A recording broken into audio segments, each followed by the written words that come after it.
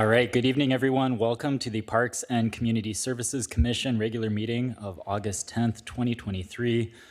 We are going to call the meeting to order right here at 6 o'clock p.m. and start with the Pledge of Allegiance. Commissioner Wall, would you be so kind to lead us in the pledge?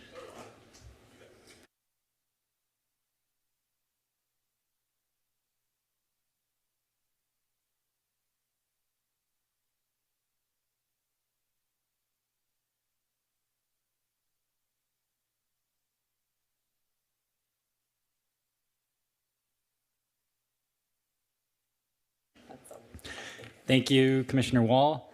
Next, we'll move on to the roll call. Ms. Fatua. Commissioner Glab, Here. Commissioner Garcia Arcos, Here.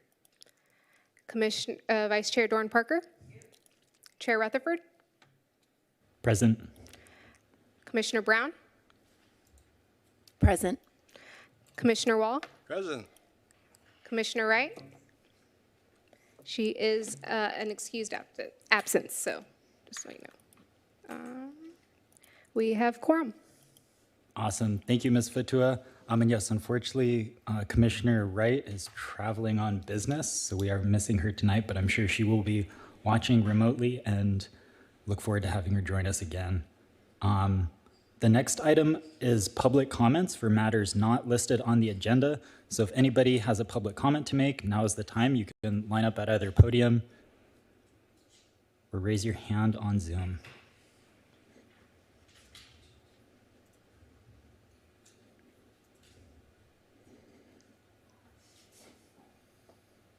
Good evening, Mr. Humphrey.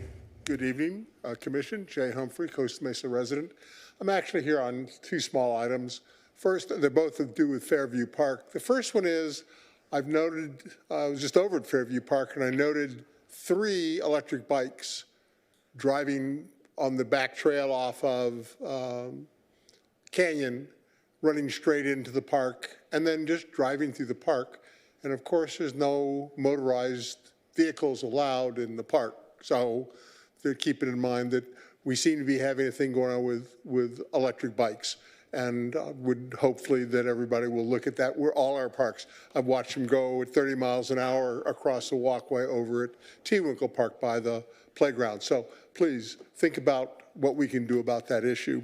Secondarily, on Fairview Park, a prior council meeting, there was a report about taking 2 of the CIPs for Fairview Park and using that for the bridge house for mental health. That got changed so that, in fact, rather than being 50 beds, it was 15 beds, and removed any thought of taking CIP money from any of the projects, including Fairview Park. My concern here is not that that kind of got in the air and then it got away. It's a mindset that I see happening, and it concerns me greatly.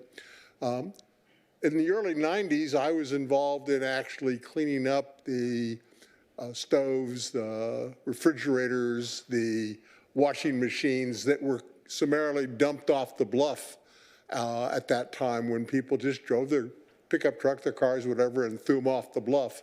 And we removed, I think it was 6 dump trucks of assorted appliances from Fairview Park. And that thought that Fairview Park is disposable is a concern of mine. Out of 46 CIPs, 2 of Fairview Park CIPs were relegated for the choice. If we were going to use CIPs, we were going to use 2 of Fairview Parks as opposed to anybody else's at that level. And my concern here is that just, again, we're relegating the things that need to happen at Fairview Park into the backwash of the world. The truth of the matter is, Fairview Park is a resource that this city is blessed to have. And if we don't take a mindset that says, let's find a way to make sure we protect that resource, let's find a way to return it so our grandchildren and our grandchildren can enjoy the benefits assorted by that, we're missing a boat. please keep Fairview Park ever present in your minds. Thank you very much.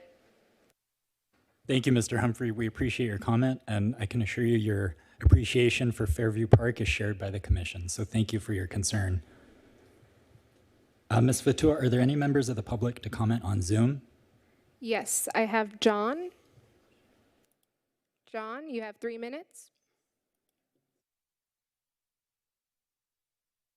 Okay, can you hear me? Yes. Yes. Yeah, my name's John Rittenhouse. I'm a 55-year resident of Costa Mesa and current and past member of the Harbor Soaring Society. And I just wanted to call tonight and thank you for your assistance in whatever ways you did assist to allow us to resume flight activities out at Fairview Park. We think and we hope we are good stewards of the land and good neighbors.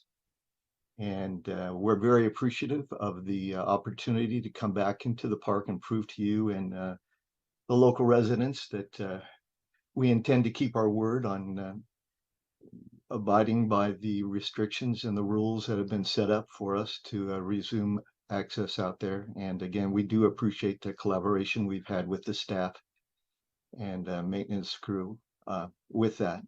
And we intend to abide by all requirements.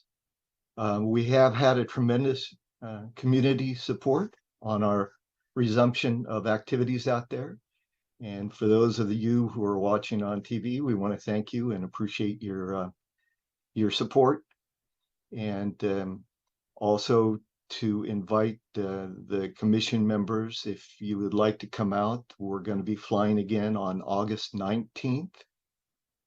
We would be happy to give you a chance to fly one of our models and see what it's all about. And if nothing else, enjoy the beautiful scenery and being outdoors in such a beautiful location. And again, just want to thank the PAX Commission for being so gracious in your activities to allow us to resume being out there in whatever way you did do that. And thanks for all the support from everyone in that regard. So anyway, I've rambled on long enough. I just wanted to make a few comments. And again, thank you very much. Thank you for your time. Thank you, sir. We appreciate your comments.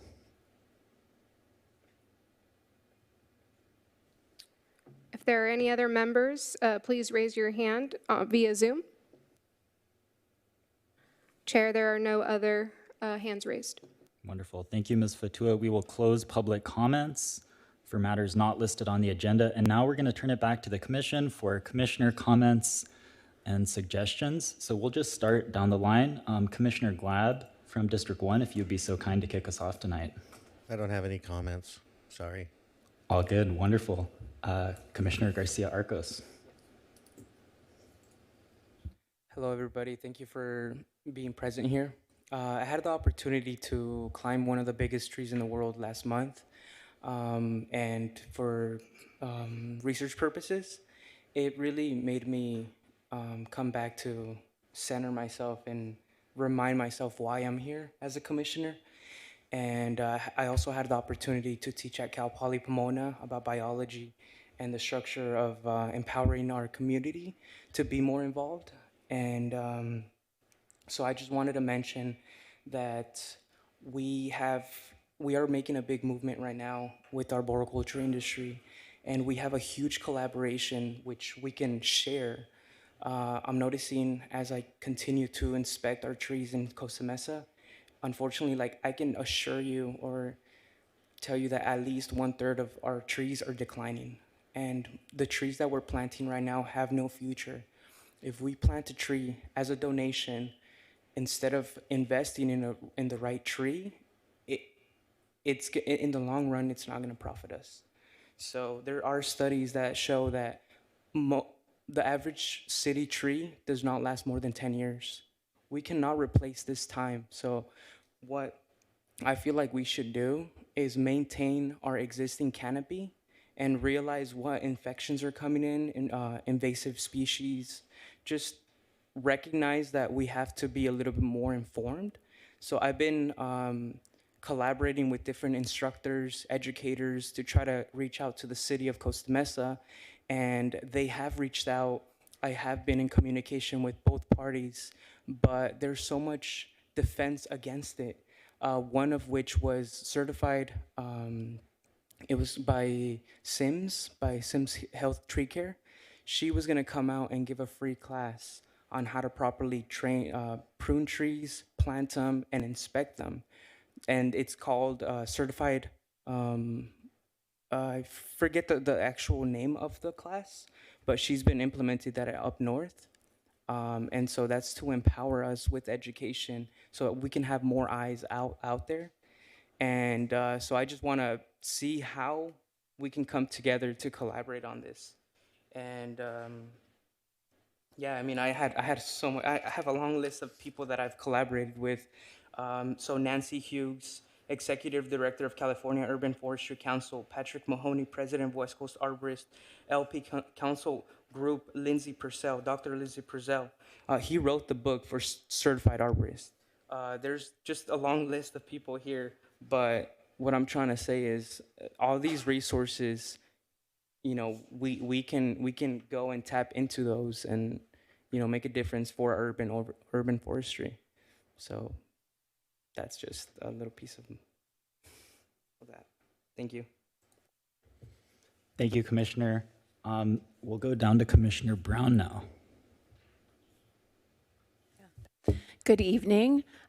Just a few comments. I wanted to talk about Fairview Park for a minute. A few weeks ago, before my vacation, I went and tabled with the Fairview Park Committee as part of public outreach. We wanted to hear, as we're working on the open space or the Fairview Park Master Plan, we wanted to get feedback from people who were there for a concert in the park. So there were about 4 or 5 of us tabling that night. I'm hoping in the future that we can get out and walk around amongst the people who are there for concert in the park, but the way we had it set up was that they could come to us, and I would say we had a few dozen people on that one night stop by. I heard from a lot of residents, so just would invite people who don't know about what's going on at Fairview Park to check out our website, and that we're always open to feedback, and we got some good feedback there from a variety of people. And then the last thing I would share is that last night or the night before, 2 nights ago, went to the city meeting around 19th Street, and so seeing some of the work that's happening there. And so it was great to hear about the plans, to see the construction underway. And for those of you who are interested, again, I would encourage you to check out the city website and to see what those plans look like and to give us our feedback. So even though we're in the construction phase, we're still very much open to feedback. I know there was a lot of conversation around sharrows, and I'm learning a lot of details that I just didn't know. We invite your feedback. Thank you. Thank you, Commissioner Brown. Commissioner Wall. Thank you, Mr. Chairman, and good evening, everybody. I've got 2 things. One's an observation and one's a shout out. I'm ringing, so let me move that a little bit. The observation and also goes with it a huge hat tip to everybody involved in all the summer activities that's going on under our auspices.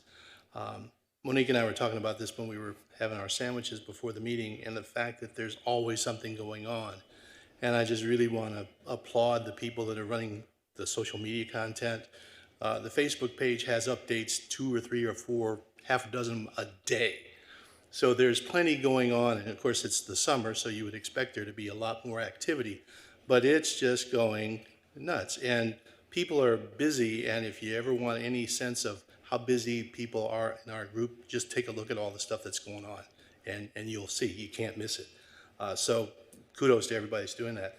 The second one is a shout out to whoever created the document that was sent to us earlier in the week called the Capital Improvement Program Park Improvements. It's a table.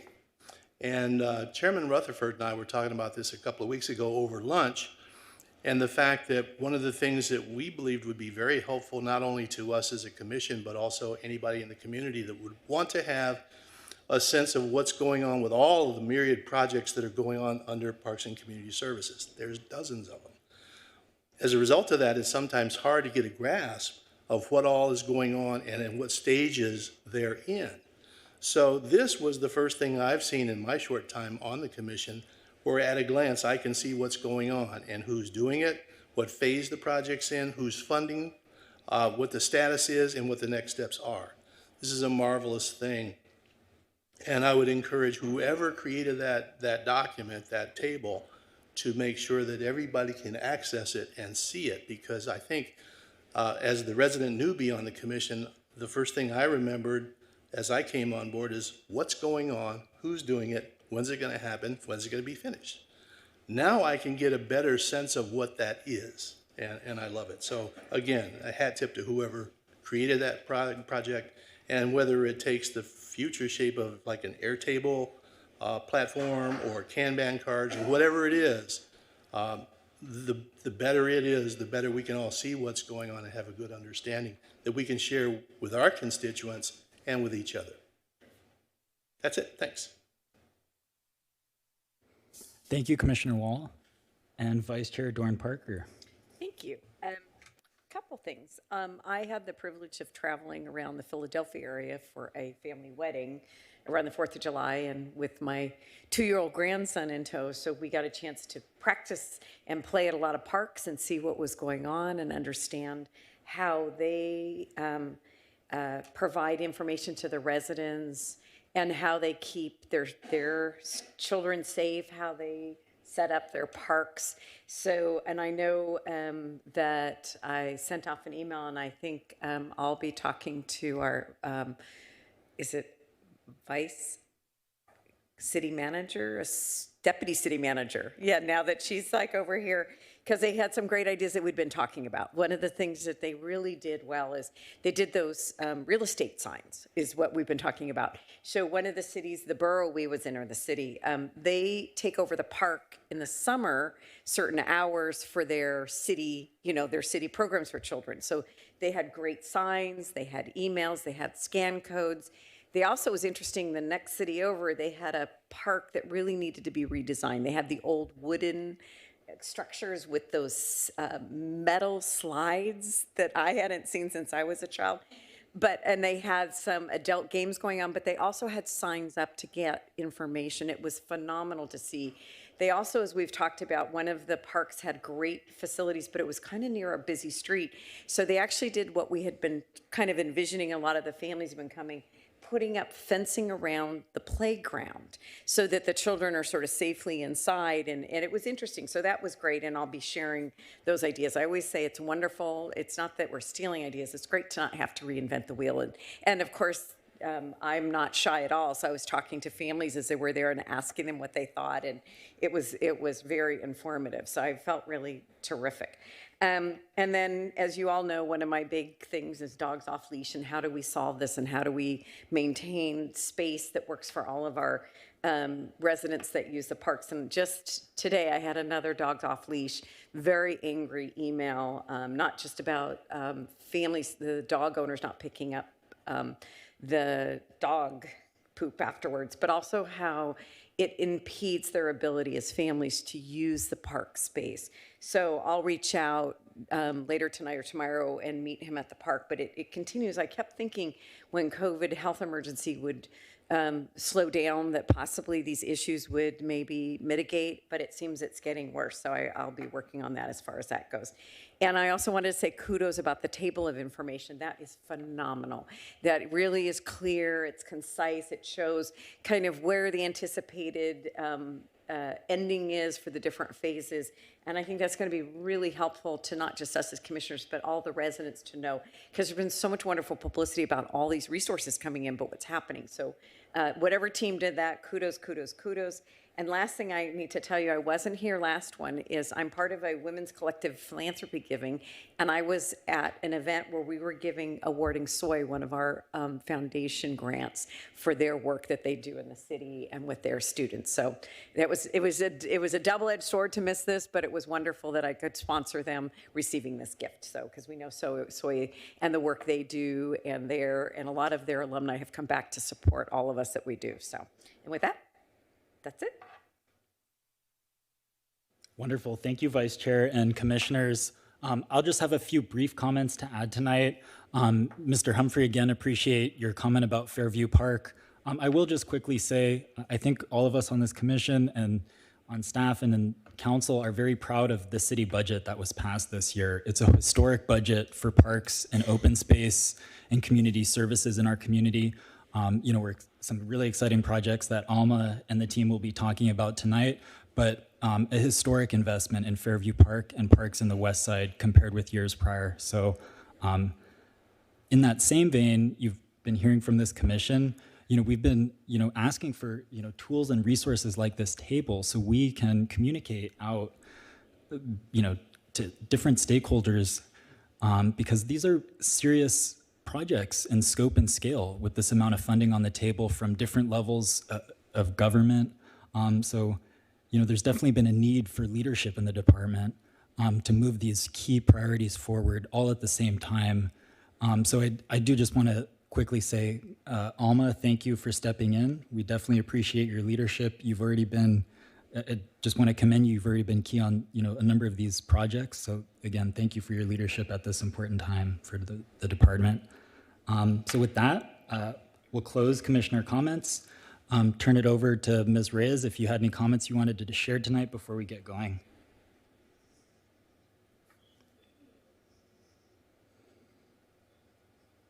There we go. Hi, good evening. Thank you for those kind words. I'm very happy to be here tonight. I'm Alma Reyes, Deputy City Manager, and during this transition period, I will be assisting in overseeing the day-to-day operations of the Parks and Community Services Department, which used to be one of my former departments a couple years ago. So I'm very well in tune with the operations. I have been working in partnership already with the department in several projects. Some of the projects that you're going to hear about tonight, we're very excited to present to you. A little more about myself. I've been with the city for 12 years. I've worked in parks, community services. I've worked in public works and fire and rescue department and assisted with the city's budget in several capacities. So I am very aware of the day-to-day operations of the entire city. And I'm very happy to continue to serve you and the residents of this beautiful city. So tonight we have our Public Works Director, Raja Setharaman, and our Maintenance Manager, Rob Ryan, and we also have our consultant team that are going to give a presentation today on two major projects that we're working on the west side. I just want to reiterate that the driving force of these projects has been community outreach and engagement. So we will have a fantastic presentation from our team. So I'll go ahead and turn it over to Mr. Setharaman. Thank you, Ms. I'm Reyes.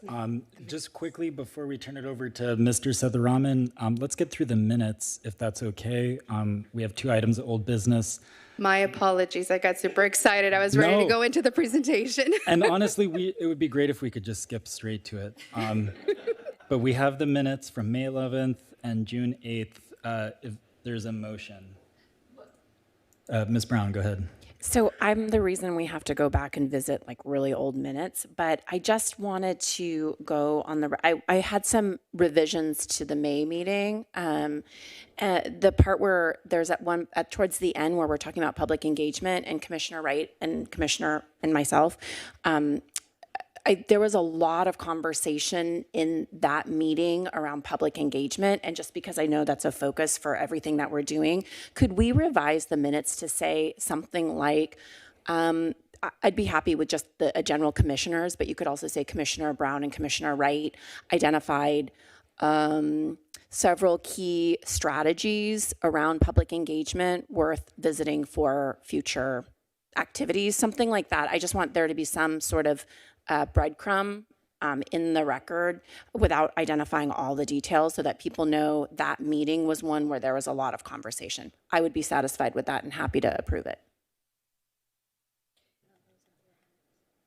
So is that enough information to move forward? So I made the motion to accept the minutes, and I will accept the minutes with that amendment to the minutes as per Commissioner Brown.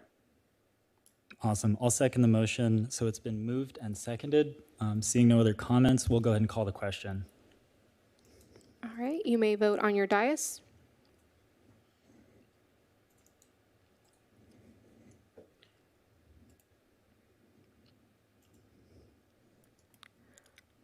Motion carries 6-0 to approve the minutes of May 11th, 2023 with the amendments that Commissioner Brown recommended. Awesome. Do we also need a separate motion for June 8th minutes? All right, we will do a separate motion for that if somebody would be so kind to make a motion. I think I just did. It's been moved by Commissioner Wall and seconded by Commissioner Brown. That's wonderful. We'll go ahead and call the question.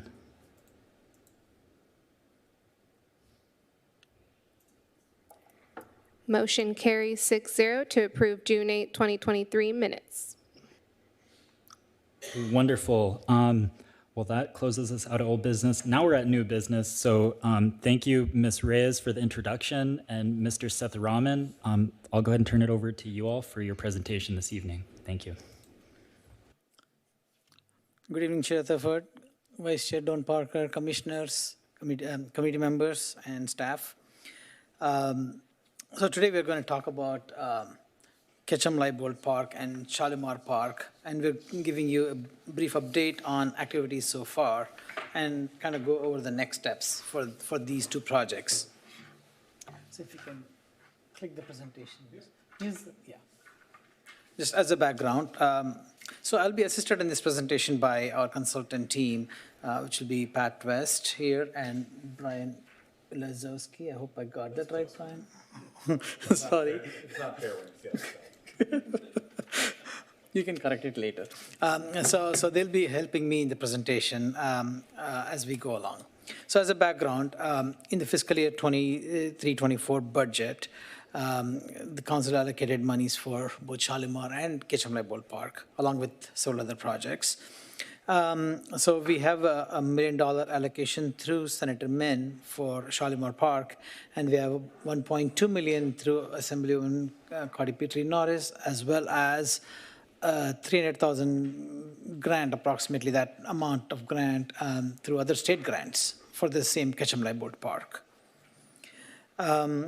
These are a couple of slides. Next one is on Shalimar Park.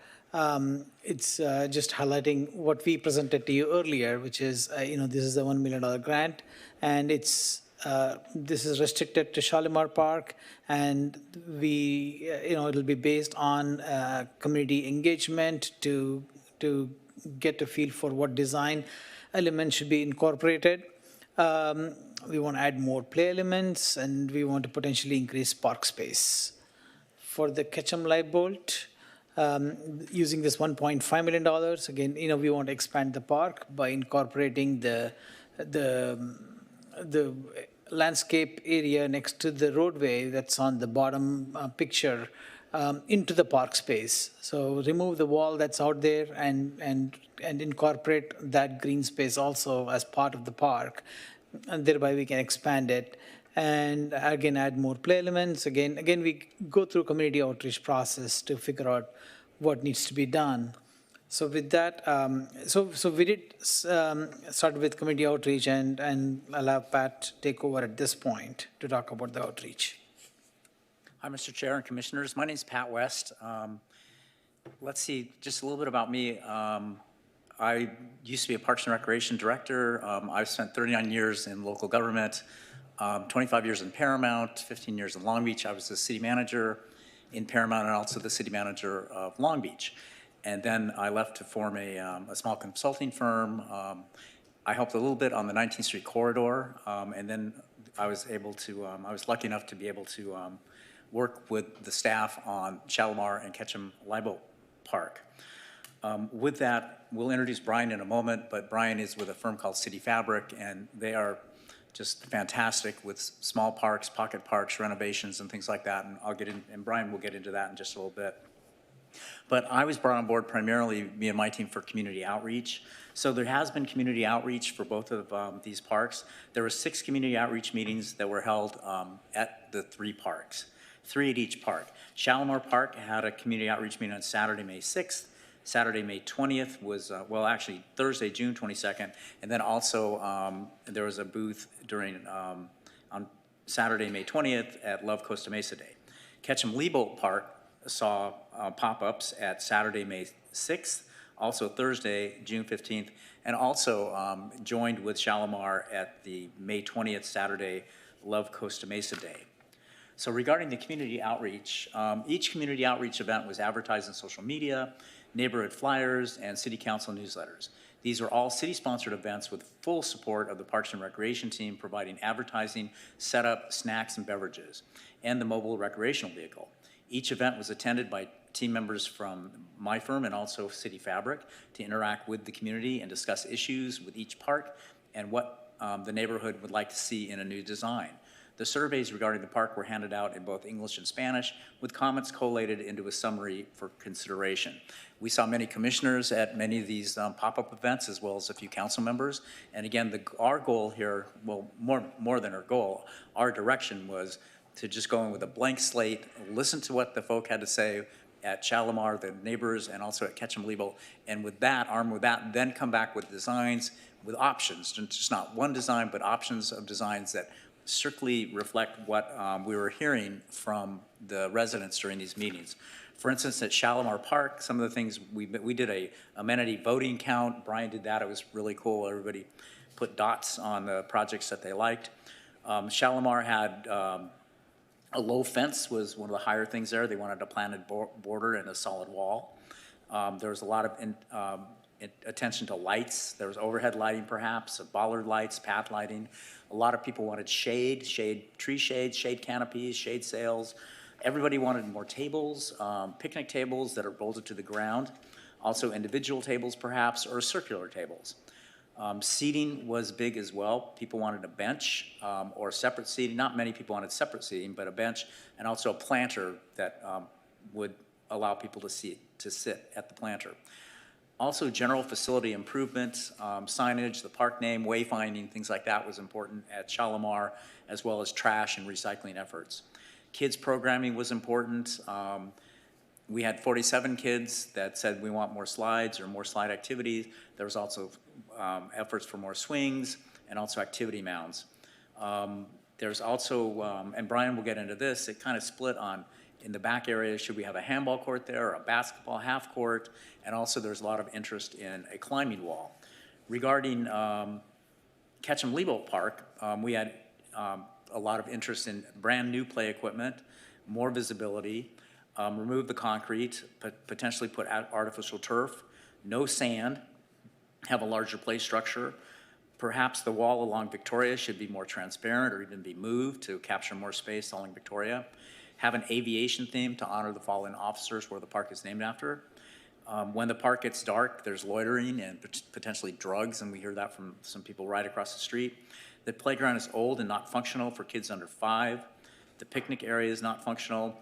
Some of the kids would like to see swings there, slides, vertical climbers, spinners, balance features for the playground, and a soccer area or pitch area, a small area. Also to keep the tables, but move them to more open space as opposed to way there in the back. So with that, I'm going to turn it over to Brian. I've known Brian since 2005, and I've worked with Brian on several parks in the city of Long Beach, and he's done a lot of work in neighboring cities in the southeast area, and he's just done some fantastic work on parks and pop-ups, and just in Long Beach, we took a triangle area by MOLA, the Museum of Latin American Art, and it was a triangle area that was probably the most traffic impacted and the biggest place where accidents occurred in Long Beach. Brian came up with this idea that why don't we just take that triangle out and make it a park? And it took a while to get consensus, but he did that. We took out a whole, probably an acre of land that was inside a triangle area where a lot of accidents were, and now it's one of the safer areas in Long Beach, and it's beautiful, thanks to Brian. Brian of City Fabric. Thank you, Pat. I need more of these sort of evenings where my ego's pumped up a little bit. My name is Brian Yulszewski. I'm part of City Fabric. We're a nonprofit design studio. We are based in Long Beach, but we have quite a bit of work in Orange County and sort of South LA County. That's sort of our geographic reach. We do consulting, but we also do advocacy work. And so what Pat was talking about was there was a community that didn't have park space, and so we were advocating for park space. And so we do work from park design and park programming to park planning and systems planning. And the projects like this are really, I'd say, fun because you get to see people using the existing park, how well it's being used, how well it can be improved. And so engagement, and when you have small parks like this, the engagement takes place in the park, not at a library, not at a community center, not at a place further away. And so you get to see, again, that interaction. You get to see who's using the park most frequently. And so what we're going to share with you are basically two concept designs for both parks. And this is part of the engagement process. We start with a larger sort of discovery phase, see what the sort of assets, the challenges, the opportunities are. We get the community to start prioritizing. Pat was speaking a little bit to it. When we do prioritization, we do sort of a forced choice exercise. We all want to be blue sky and think about all the magical things that we can have, but we have a budget, and so we have them choose, weight their choices based on, you can't get everything, but you can get a little bit of this and a little bit of that. And so we did that exercise, and this part is what we're going to share with you are basically two different concepts for each park, and they're both built on sort of where there's common themes or consensus, much of which Pat was just sharing about the things that the community were talking about that they liked. And then what we also do is we test the divergence in opinion. And so one of those was Pat was talking about how there was a lot of consensus around activating the back end of Shalimar Park. But there wasn't a consensus about half-court basketball or handball court. And so what we do is we show both options. And the idea is not like there's going to be sort of a gravitational pull to like, I like this, or this sort of look better or this flow better, but you can pick and choose other pieces of it. So I could take the handball court and put it in this, or I can take the planters that are south of the playground and put it in this. So that's sort of a tool for the next step of design, so that when you go into sort of a final concept design, it's informed by people better understanding how things kind of flow and fit together. So I'll talk to first, Shalimar. Again, some of the consensus was activating the back of the park, and so both schemes you're going to see is like active programming toward the back. The playground was sort of expanded, and then we have two arrangements of how the outdoor seating sort of arranges to it. One of the things that we were looking at was extending the park by capturing some of the roadway. Parking is not allowed on that stretch of Shalimar, and so there's a lot of surplus road areas, so we're proposing to push the curb down to maximize grass. One of the things that the kids asked for was a soccer pitch. There's not enough room for a soccer pitch, not on this park, but one of the things that we observed were kids were playing soccer in front of everybody's yards. And so if we can sort of expand that and sort of, it's not park space, but it is effectively used like park space. And so there's an opportunity to sort of have enough area for kids to kind of kick a soccer ball around. And so this concept, we explore a few different ideas. There's a raised planter in the middle with these nice mature trees. This one we sort of took the rubber mound and built it up, so there's some topography and opportunities for kids to play. This one has one of the things that we did here was sort of the interest in retaining the bike path in the park. And so this idea was to actually, with the sort of western edge of Shalimar effectively being a choked off cul-de-sac, there's really no traffic going to that end. And so we proposed putting like a little cycle track in the street so that kids can still ride their bikes, but free up a little bit of area in the park for other functions. And so, I spoke to some of these things and we looked at different, and we're showing blow up of the imagery that were sort of in these presentation boards and what would be in these presentation boards. And so we're showing different sort of ways to, activate the park. And so that you see the play mound, the fence, and even, proposing sort of an artificial turf versus a real turf, and like having residents and park users sort of share their opinion on where they more gravitate towards. And so this option, we the back area is for handball. And so one of the things that we consistently heard was sort of defining the edges of the park, because so that, at dusk, it's very clear when you're in the park and it's closed, you're not supposed to be there.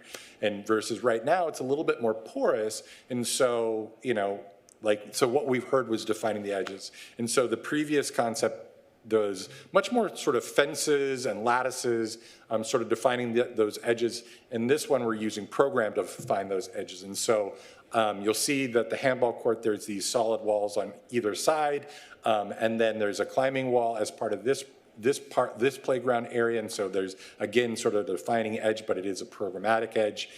This does share the concept of extending the grass, the curb towards Shalimar, but this one we keep some of the trees that, it's nice to keep trees and plant more trees, and so it's a balance, but because it takes some of the potential playable area for the kids to kick the soccer ball around. And then on this one, we, instead of having the bicycle track on the street, we actually have it looping through the park, and then you can kind of cross the street and use a sidewalk and then loop back into the park. And then instead, there's a basketball court, half-court of basketball court that's set up in the street. And so you get a kind of an idea of these comparing and contrasting. There's some similarities based on, sort of honoring those consistent themes we heard from the community, but moving the process forward, we're showing these different ideas for people to weigh in on. And so we did something very similar for Ketchum Libel. For Ketchum Libel, one of the things that we consistently heard was, it feels very closed off, very sort of blocked in. And so both concepts sort of captured some of that sort of surplus area along Victoria Street. This one we balanced it out because it's a very noisy street. And so this one has some walls still along Victoria, but it's punctuated so that you can see into the park and you actually access the park. Both concepts have an access point to the northwest corner and then to the southeast corner, really to sort of stretch the access to the neighborhood. And so both of them had that sort of consistent theme. And then one of the things that we thought was interesting is like there's so many straight walls along Victoria is introducing sort of some curving forms and even making that like sort of an art wall. It could even be something that is something to honor the fallen officers. And so this one tests a few different ideas in that we kept the playground in the same location, although it's a new playground. We moved the picnic area sort of to the south, and then we, in both concepts, we maximize grass and reduce the amount of paving. But this one, we sort of started exploring this sort of circuitous route for people to sort of walk around, even kids can bike around throughout the park. It's quite a bit bigger now. It's probably about 20% bigger because of, that extension. And then in the sort of northeast corner, we heard consistently there's an interest in additional programming, active programming, and so we're introducing an outdoor gym to that area. Understanding that the rec and mobile rec van is often using this park, is that we did leave area, additional paved area, not nearly as much as there is, but towards that north entrance from Maple that they can park in and then activate the park.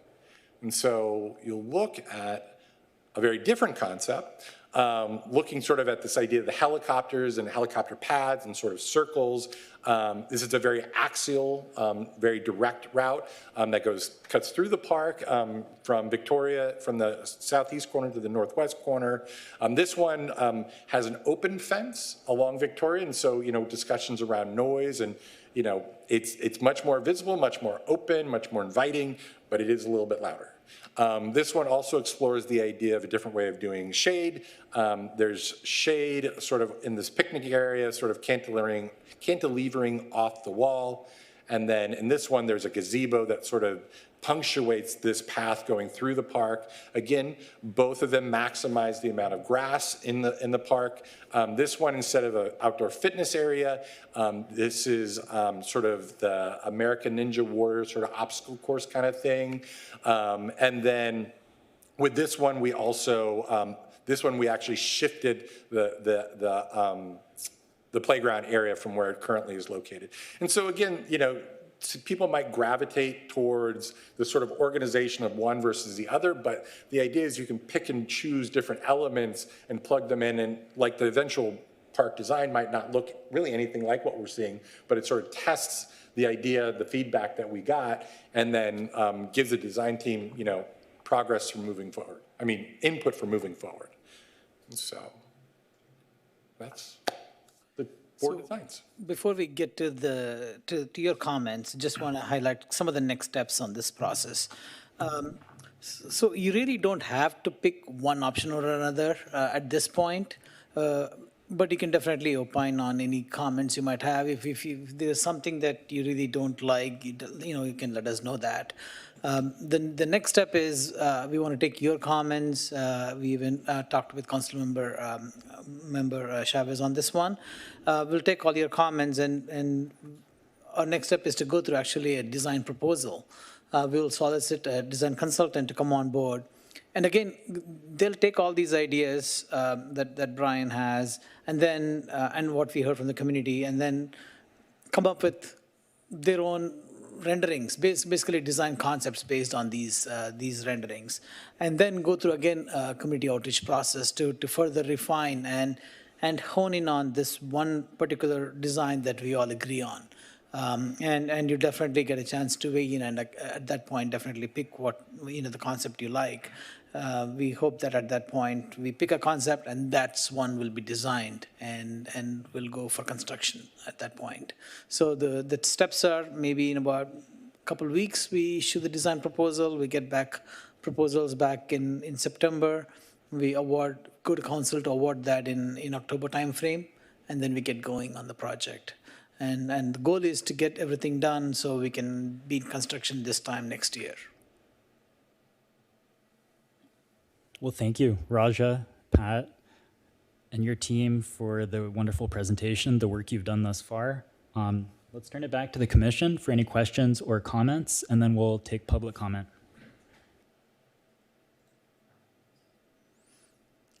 Do you want to talk about one particular park first and then go to the next one? You can do that. You can start with Shalimar and then go to Ketchum Leipold. Yeah, let's see which park we want to start with.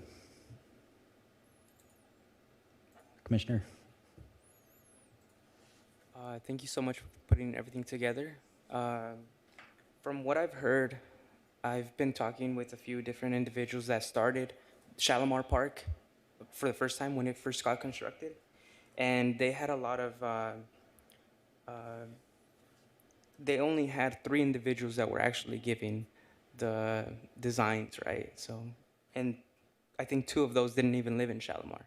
So our outreach has improved a lot, but do you ever ask yourself, can we improve that a lot more? Sometimes we see these flyers last day and people are just surprised. The only reason why they approach you is because you have food and snacks and you're out in the public and they're walking. And I've been a resident for Shalimar for 20 years, going for 20 years, so I know what's going on there. So we have to figure out a way to reach out to more individuals. And maybe other people will disagree, but I think we should slow down.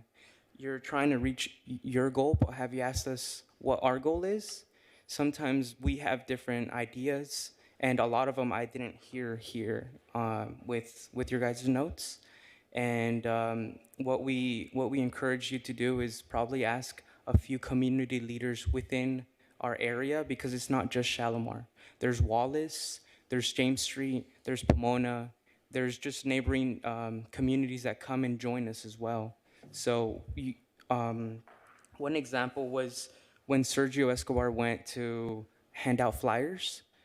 I asked 20 residents, 19 of them never got it. I went to Shalimar Think Together, and they said that someone came in, dropped off the flyers, didn't say anything, and walked away. And no one knew what those flyers were. I don't think anyone's going to be reading those flyers to try to advocate for it, because no one approached them. No one gave them the time to explain what's going on. And I was surprised too. The last meeting that I wasn't here for, they said that they're working with me. They used my name, that you're working with me to help with this movement. I have not been reached out by anybody about this. All I've been doing is meeting with the community individuals, and I've been explaining them what's going on.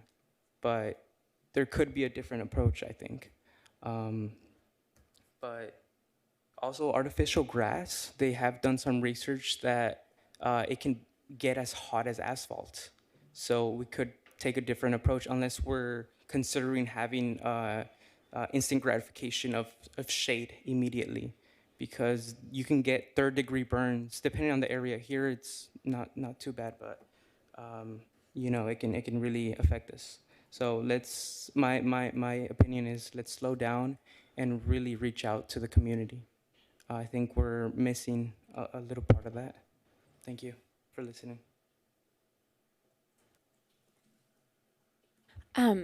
I just want to thank you first for the presentation, and Commissioner, thank you for those comments. I really appreciate this and seeing the different designs. It's helpful to just have some time to go through it. I want to talk for a minute about Ketchum, just because that's been my experience. So I attended one of the community outreach meetings, and I was really blown away by a couple of things. I was blown away by how well we were providing activities for the children at the event. I thought it was great. I was blown away by the number of staff who were there to collect feedback. I thought that was great. One of the challenges I had was I had to park really far away, which is just a challenge of that park. And so I walked many, many, many blocks because I walked one way and then I realized I couldn't get through and then I had to walk around. I was surprised not to see a single sign in the neighborhood. So I had no visual sense that there was a meeting happening. And as I was leaving the event, there were these ladies out walking their dogs on a leash. And I said to them, I said, do you know what's happening? And they lived like 4 houses down. They didn't know what was happening. So it did raise some questions for me that I hear you raising as well in terms of what the outreach was like. And so I have a question, which is, what were your goal numbers in terms of community outreach? I'd be curious to know, one, how many folks did you hope to talk to? And if you have that broken down in terms of adults, kids. And then 2, what numbers did you reach? And then I guess the third thing I would say is something for us to consider. I really appreciate this opportunity to provide public feedback. I'd be curious to know, so now that there are these plans, how are we going to take them back to the communities that have a physical investment to get their suggestions to those plans? Because what I heard a couple of nights ago around 19th Street was that the kind of participation people had on that was pre-COVID. And that's just something that happened. Time has gone by. It's time to spend the money and get it going. But what I heard from people is that they would have really appreciated the opportunity to respond to the plans as we heard about them on Tuesday. So that's just a suggestion. I think that whether it's slowing down or just building in one step where the communities can respond to these plans, because I just am not going to be able to give you guys the feedback that I would like to, because I don't use those parks, right? So I'm curious about numbers in terms of your goals, what you met, and then is there an opportunity for us to build in community input on these plans that you guys have put together? Thank you.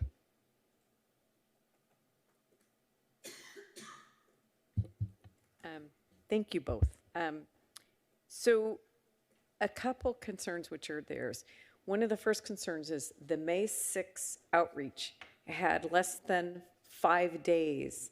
And I know it was just how things came together, but I don't really believe that should be considered one of the 3 outreaches. I mean, we had a commissioner that was out there talking to the mamas that he found outside, and that's the only reason that you were able to even get an input.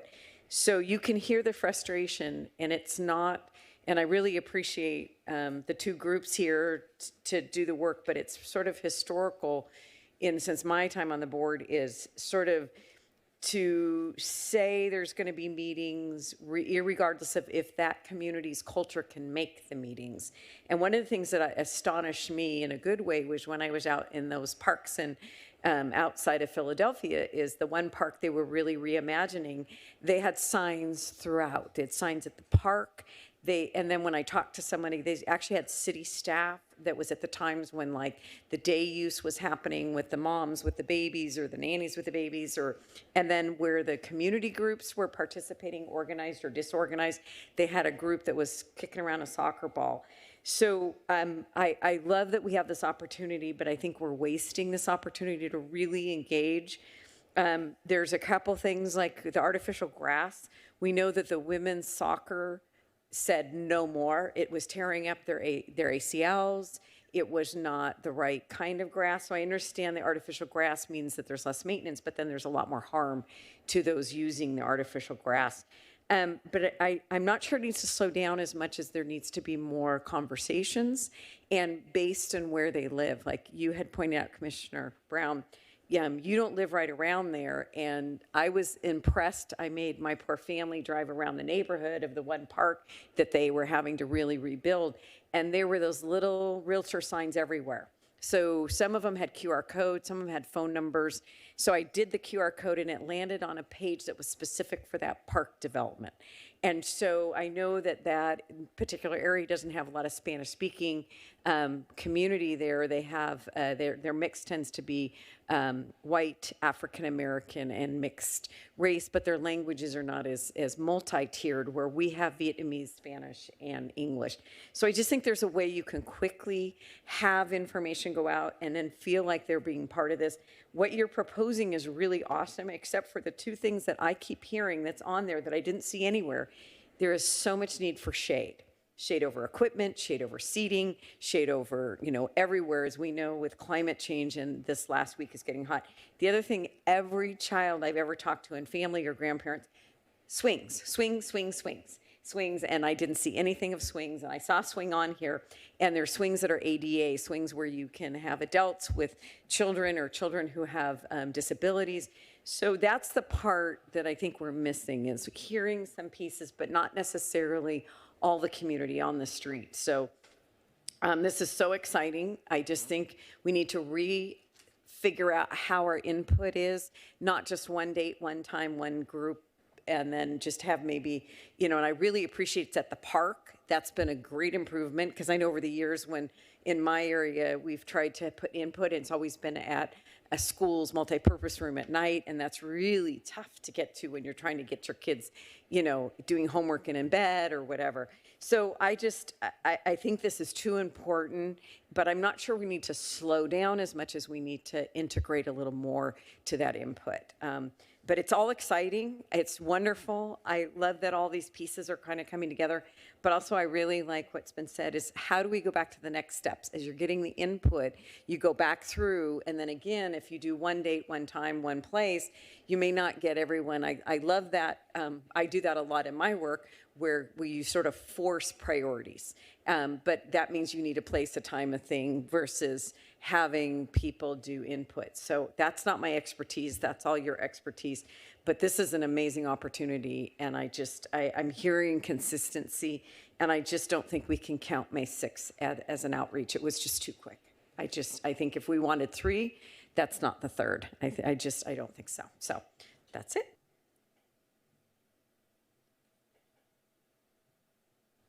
Well, thank you, commissioners, for the feedback. Yeah, I just want to echo some of those points. I thought the outreach meetings were good, but I guess I'm just curious, when we're planning community outreach meetings, I think it would, and this is just general feedback, it'd be nice to prevent a buffet of dates to the public, a month and a half out. That kind of long form scheduling, and I'm guilty of, planning things on a week by week basis myself. So, but when we're thinking about making opportunities available to the public, I think that's important. I'm just curious, is there an ongoing survey link that's open as we sit here today, or is public input limited to those dates, times, places? It was limited to those times at this stage. Is there now, just in the interest of being efficient, because I hear what we're saying up here, community outreach is important. We want to make sure there's enough time for it, but these are grant-funded projects. We have a deadline. There's a very limited amount of funding from the state. I'm aware that your wonderful services cost time and money for everything you do. So I do want to be mindful about us being efficient with what we're spending and efficient with the time we're spending on this. So I'm curious, maybe as a compromise, there's some great resources up here. Commissioner Garcia Arcos is well connected to the community, so perhaps if you could make a survey link that folks like us that are connected and have relationships in the community can distribute on your behalf, that would be an efficient way to quickly collect additional feedback from the stakeholders that he's talking about. So if you're open to that, I think that's something we could do immediately after this meeting. Maybe by doing that, we don't need another community meeting, and we can just keep moving forward so we stay on track with this project. So that's my general feedback, if you're open to that. thinking about that, so the families who have been really engaged at Brentwood, which they know they have a lot of legwork they need to do because they have a lot of residents who've been there a long time that maybe not want as active park. We have a lot of young families. So when they did the online survey and then they also followed up with information, they received, wasn't it, Raj, like over 200. Some were very negative, saying they want nothing. They want all the equipment removed. They want a passive park. They don't even want dogs. They want grass. But most of them were very engaged. And then they took that survey and produced another survey to get more defined. So, and that didn't take them very long. They said within 5 days, they had over 200 people who had responded and were, and that engaged. So I don't think it takes time as much as the product that will get them to respond in a way that is easy for them and that makes sense for you all who are trying to define what it is the community really wants and what's their priorities. So. No, I absolutely agree with that, Vice Chair. And I think so oftentimes there's a temptation. I'm guilty of this myself sometimes. We're doing something new. We want to, reinvent the wheel sometimes. But there's these networks already established for you. So I think if we can get something that we can plug into those networks for Christian and the moms in the community to provide some feedback, I think that would round us out here in a way that's needed. Yeah, awesome. Any other comments before we? All right, let's open it up to public comments. If we can hear from the public on this. If there's anybody that would like to make a public comment, now's the time. I see Mr. Humphrey's going to make a comment. It's just a long walk. Good evening, Jay Humphrey, Costa Mesa resident again. I actually wasn't going to speak on this, but I appreciate all of your comments about public input, because the reality is that oftentimes the public input is different than what actually gets produced, and oftentimes the public input was said over here, and then when everybody realizes it was different over here. We do a lot of different things that are quote unquote to get public input, but we seem to miss the ball a lot. For example, you're having a meeting on these two parks here, now, in a hall that can hold 400 or 500 people. There's one of me, and I don't see anybody else. And my concern here is that there may be a mechanism like a survey that gets people here to actually speak their mind, where you guys can all hear it firsthand, and you can see how that was pushed or shoved or manipulated to meet criteria that may not be appropriate criteria for the need. You guys get to hear it. You guys get to figure it out. So, like I said, we have a whole hall, but nobody here on this item that is on your schedule. Maybe some different notification would work to actually accomplish the goal that you seem to have, which is to actually get good public input, effective public input, timely public input, so you can work as fast as you need to accomplish the criteria of the grants you've got. So all I can say is I think it's important that you find ways to improve public input, especially for our parks. Remember, the general plan of the city of Costa Mesa says there's supposed to be 4.25 acres for every 1,000 residents in Costa Mesa. Guess what, guys? You're below 3. And every day it gets worse. And I don't see anything that works toward trying to increase that transition, whether it's incentivization, no matter how it's done, I don't see it happening. So please think about the possibilities and the way you can work it to make that happen and make more parkland available, especially in the west side, for God's sakes, which has got a dearth of parkland for where people need it. Because we all know what parkland's about. It's keeping this going right. Thank you all very much for your time. Thank you, Mr. Humphrey. Ms. Fatua, are there any public commenters on Zoom? There are no public attendees at this time. Awesome. Okay, we'll close public comments. Mr. Humphrey, I do appreciate your feedback. I think that's actually a good point. I'm curious to how staff noticed this meeting, or if this meeting could be considered, obviously it's a step in the process to get our input as commissioners, but I'm wondering if you could, based on the outreach that was done, would you think it's fair to consider this a community meeting as part of the project? Chair Rutherford. So again, thank you, commissioners, for your comments. We totally appreciate everything you have said. I think that, yeah, we agree that the May 6th meeting was set up in a hurry, but again, that wasn't really, it was just a kickoff for the outreach. And we are not limited by the number of comments we get, the number of surveys we get. It's not something that, it's something we can make it open and keep getting comments.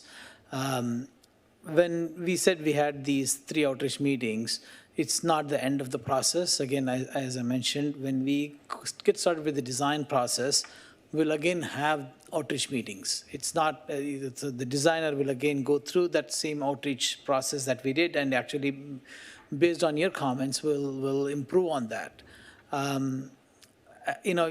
Commissioner Orkozy mentioned that you have some ideas for Shalimar. We would love to hear those things too. So things that, if there are specific things that we want to incorporate, let's get them out so that we can put that in, along with our design proposal, so that we can get a good quality designer on board.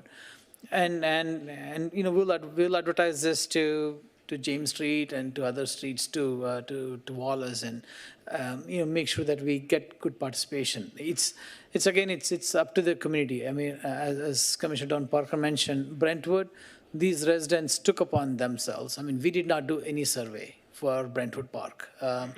It's totally resident driven. They did all that work to get the word out, and of course they had that passion for it. So we'll invest our time on that one.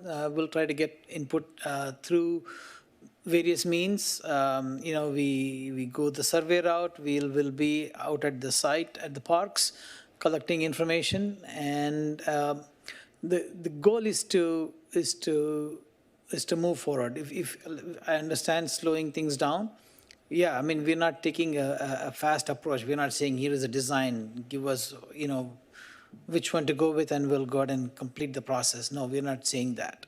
We want to take some of these ideas, we'll advertise, so the designer will have some ideas of what to propose. They need to understand the scope of the project, and this gives them an idea. Oh, okay, this project will involve expanding the park this way, into the street, or incorporating a little bit of the landscaping of Victoria for Ketchum-Leibold. I mean, so we need to give them some general parameters of what is the scope of the project so they can bid on it.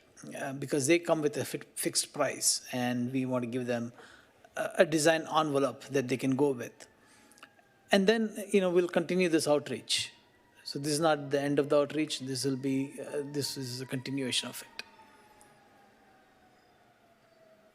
With that, if anybody else has any other input.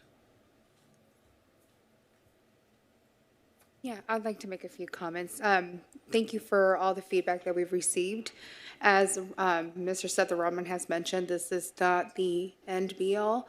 We are going to continue to seek public outreach, and we can definitely work on our communication with our communications team and create a link to an online survey and a QR code. And we'll also continue to work with your contacts, excuse me, if you provide those to us, and we definitely are willing to open to meet with stakeholders, so that we continue to engage as many folks as possible in these projects. And now that we receive feedback of other additional streets in the west side that have not been part of this process, we'll definitely make sure to include everyone. Well, that's wonderful. Thank you, Raja and Alma. Appreciate that feedback. Yeah, I'm really excited to see these move forward. I'm very excited for the work that Councilmember Chavez has put in to advocate for this. So thank you all. Any other comments to close us out? Commissioner, go ahead. I do want to appreciate all the work that you're doing. It's not unseen, and we are really excited about this. So I'm personally excited to reach out to more people, and I can guarantee you that it's gonna make it a lot better, so that we can take ownership of this park. Okay, thank you. So yeah, thank you guys again for your time tonight. Appreciate what you've presented. I hope you've got some good feedback to work with, and yeah, look forward to joining you again at future community meetings. Thank you.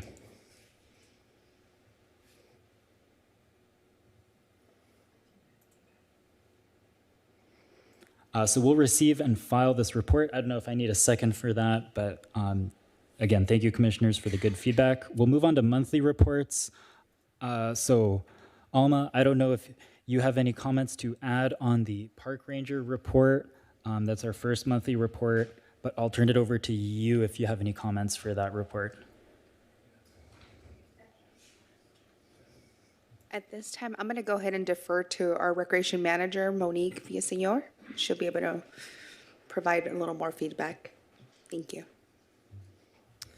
So for our park ranger report, per usual, these are given to us from the police department. So they're for your review. If you do have any questions or comments, we'll take those down and we'll pass them along.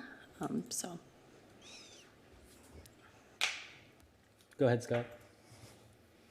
It looks like the same report for both months, June and July. Looks like it's the July report's also in June.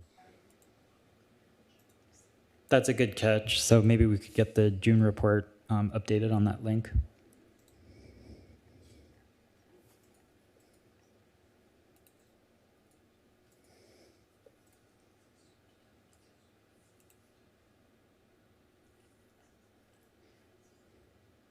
I can provide that for the next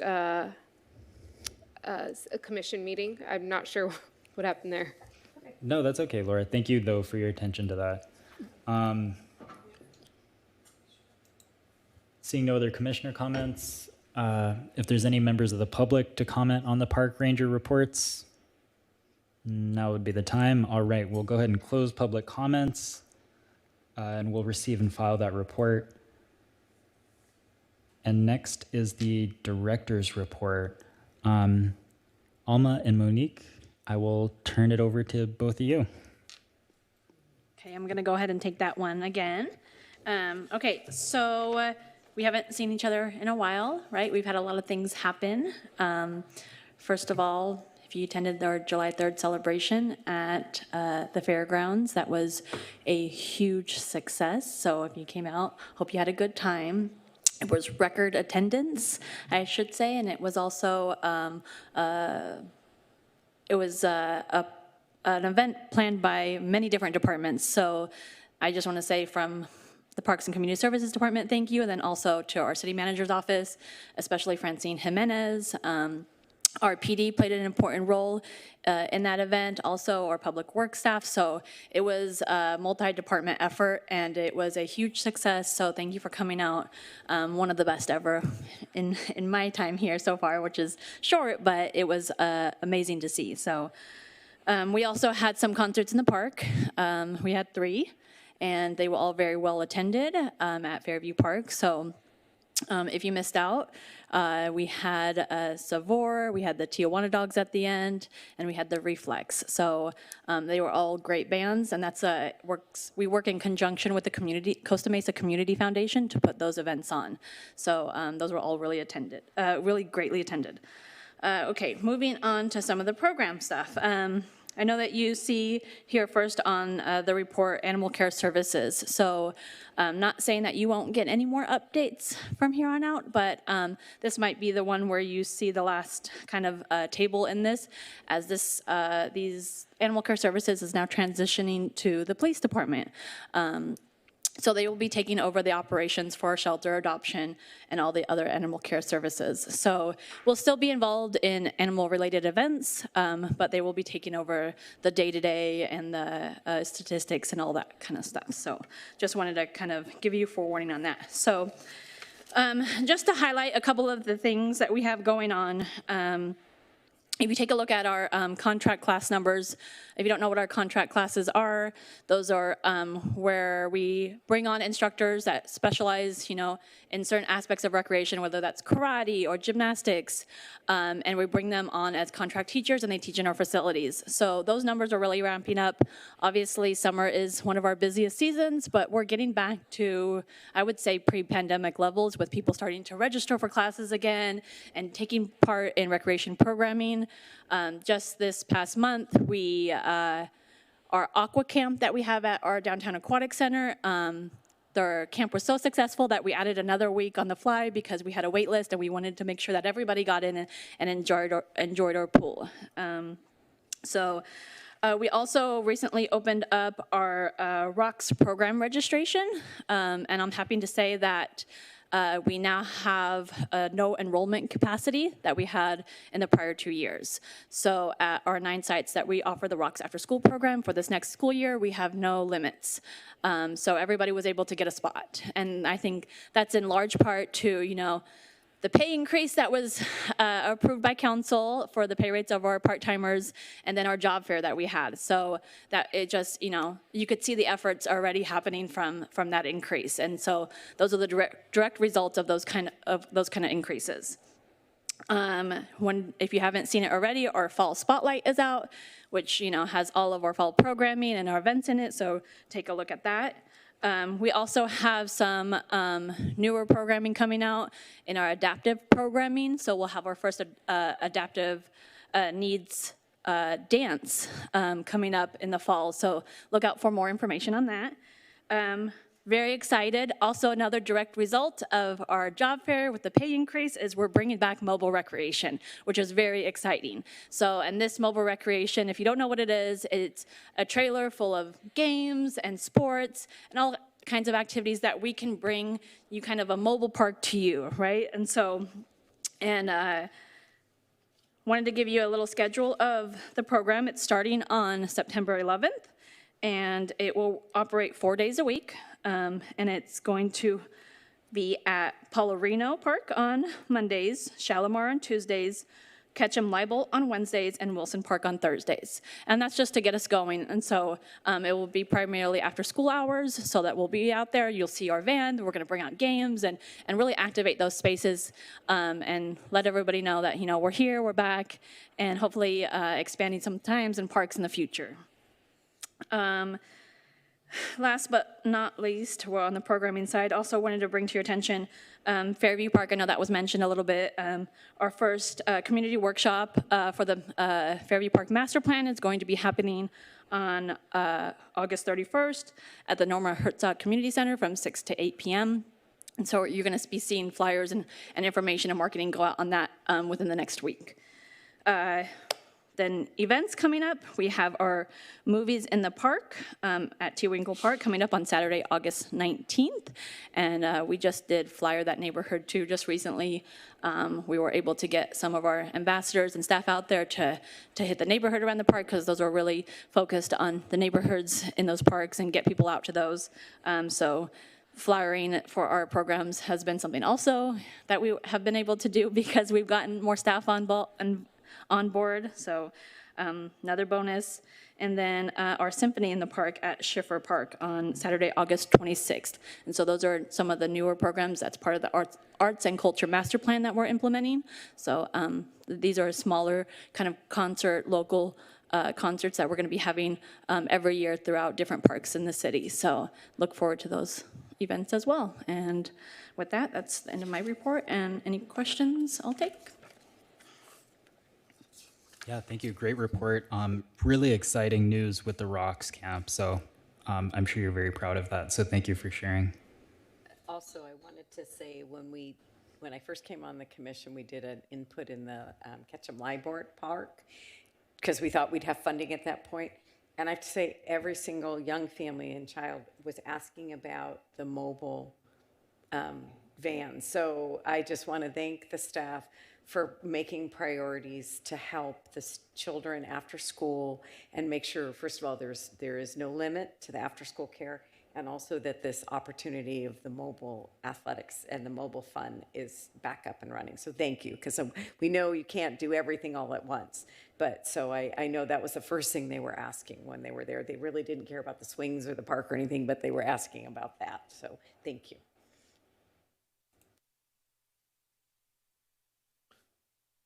One quick question for Monique. I remember when we were going into the job fair and the meeting that we had leading into that, one of the questions came up was, how do we get the lifeguards trained?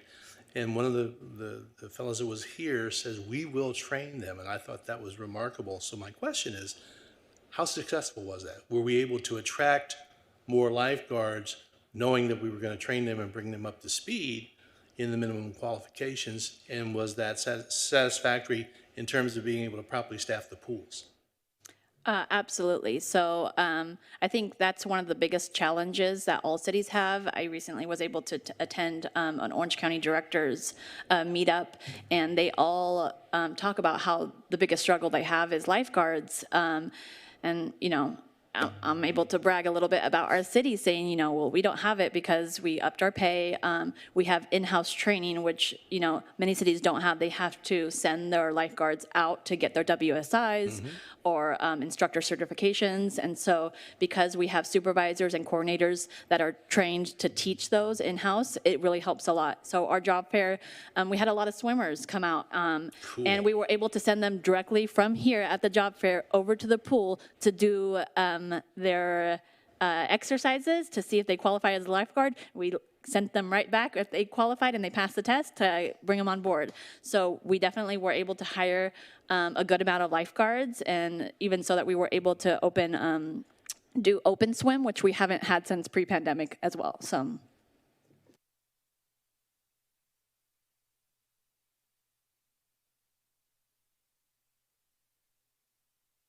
I just wanted to appreciate that. I wanted to thank you for that, because I know growing up that was part of our exciting day, going to the mobile recreational. It was beautiful, and it kept us out of trouble. So I know a lot of kids are going to be excited about that. Thank you. Awesome. Well, thank you, commissioners, for your feedback. I don't see any public comments this evening. Mr. Humphrey's not going to make nope. All right. We'll close public comments. Thank you again for the great report, Monique, and Alma, Rob, and team. I know there's a lot of people that make the magic happen, so appreciate all the work you guys are doing. And that brings us to the end of our agenda. So if there's no other comments, we're going to go ahead and adjourn.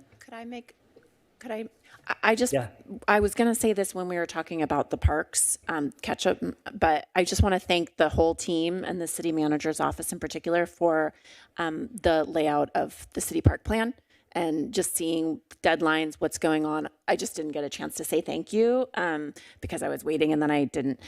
So thank you. I really appreciate it. I think super helpful to have. Really appreciate the responsiveness. Thank you. Yeah, I definitely want to echo that sentiment. Like that is almost right. Just a sales document for the hard work you guys are doing, and it really, looking at it, reflects. It makes us excited for what's going on. So I do appreciate your patience, working with us to get that done. But yeah, it's just a resource we can just hone going forward. And like I said, that's a sales pitch for the work you're doing. So please, I hope you're excited to share that with us. Awesome. Chair Rutherford, Yeah. I do want to highlight on the agenda, it does state the next meeting is September 7th. However, it is actually September 14th. So if people show up on the 7th, you will be attending the Arts Commission. Oh, well, hey, that's not bad too. So, all right. Well, thank you for that, Ms. Fatua. Thank you, everybody, for your time tonight. We're going to go ahead and adjourn until our next regular meeting on Thursday, September 14th, 2023. Take care, everybody.